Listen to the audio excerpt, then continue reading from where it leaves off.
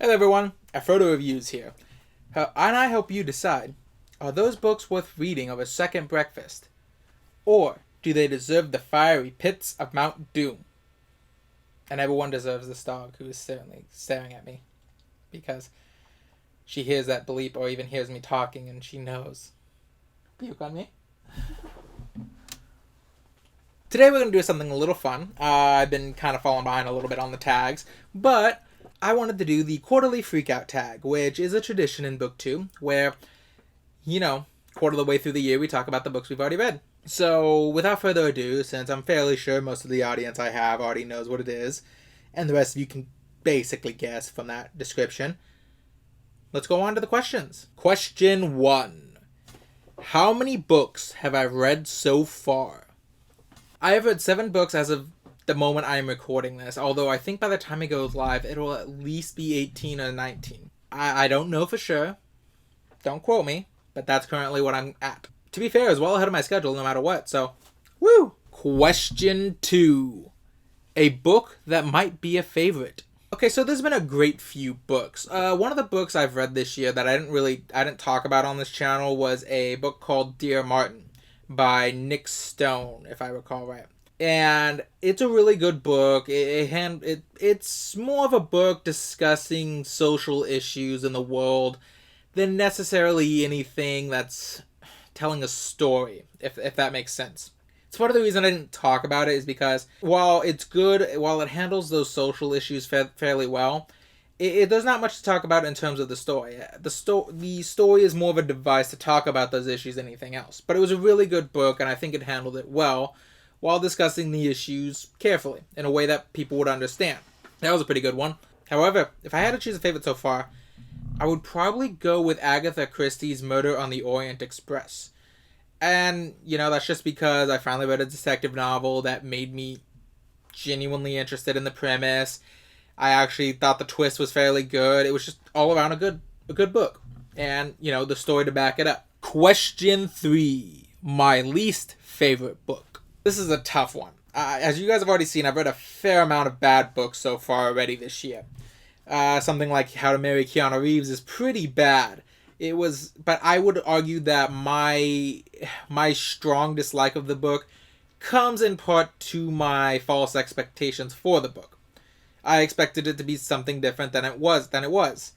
And while I do blame the book for giving me that impression, I wouldn't necessarily say the book is 100% at fault for that, since it can't manage my expectations. If I had 2 immediate qualifiers, though, for books that I just really hated, I would say it would be by Melancholy Magic by Millie Thorne. By the way, I got told I should explain that.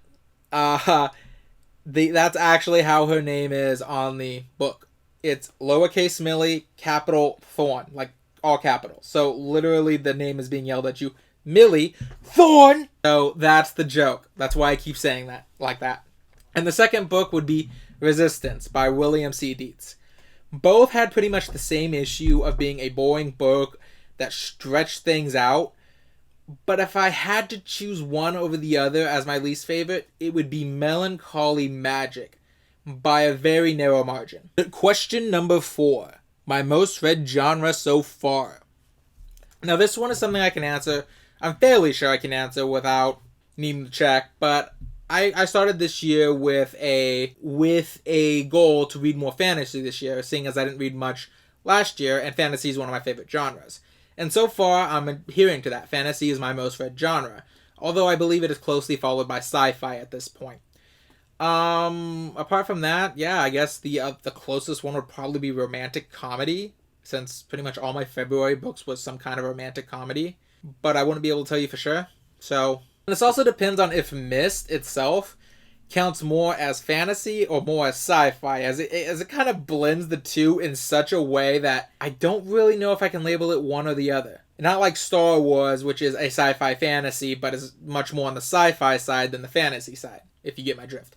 Question number 5. A book that surprised me. Okay, so this is an easy one. This one just immediately comes to mind. The book that surprised me the most this year is Hit Me With Your Best Scott by Suzanne Enoch. I still think that's how you're supposed to say her name. To be fair, like I said, that might just be because I was going in with very little expectations for the book. I picked it up because the pun, and my only thought was, this is going to be bad, but at least it looks like it's going to be a fun bad.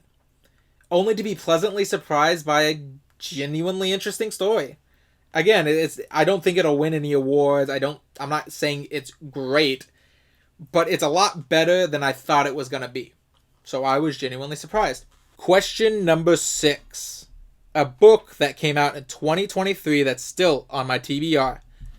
Okay, so I'm bad at keeping up with more modern book releases. I would legitimately have to surf through my wish list of books to determine what book is actually supposed to be released this year that I haven't read. I'm honestly, I could take you through another bookshelf tour and show you all the books that I have that I'm fairly sure were published years ago. So I don't really know.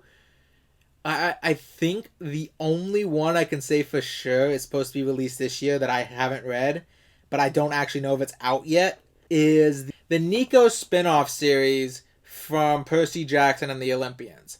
That's on my wish list so far, and I really want to read it. However, I don't actually know if it's out yet. It might be. Don't get me wrong, it might be, but I don't know if it is. Question number 7. One goal that I made that I'm succeeding at.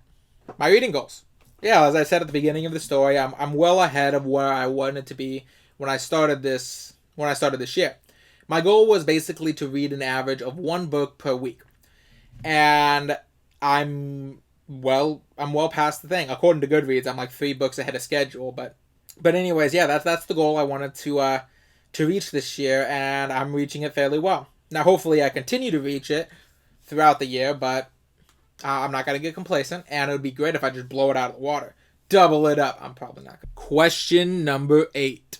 One goal that I need to focus on more. My writing goals. Okay, so during NaNoWriMo last year, I tried to convert a story that I'd been working on a very long time into a novel. For the longest time, I wanted it to do it as a graphic novel, but unfortunately, I can draw like I have 2 left hands that have been crippled in war. So obviously, holding out for a graphic novel might be something that is foolhardy. So I tried to convert it to a regular novel, and it didn't quite work out as well as I planned. I kind of convinced myself for a while that it can only work as a graphic novel, but I'm rethinking that now as I record this. Well, before I recorded it, but around this time. Maybe I just need to go in with a different perspective on it, maybe readjust it again, maybe change some things here and there. The point is, I'm really falling behind on my writing goals since a lot of my time has been spent procrastinating on that, or suffering writer's block on the things I am trying to write, or getting caught up in like the beginning of these books that I do have planned out that isn't the one I was talking about, but not knowing how to do the beginning. I know the standard advice of write the section of the book that you want to write and then come back earlier section or later sections as needed. But my brain has a mental block. I can't do that. I cannot write the middle, then go write the beginning. I have to write the beginning, middle, and end, and then revise it as I go, rather than out of order like that. So yeah, that is one goal I'm definitely falling quite a bit behind on. But honestly, that's all I gotta say, and it seems we're out of questions for this quarterly freakout tag. So with that being said, remember, with every book comes an adventure, and every adventure is worth having, even the bad ones.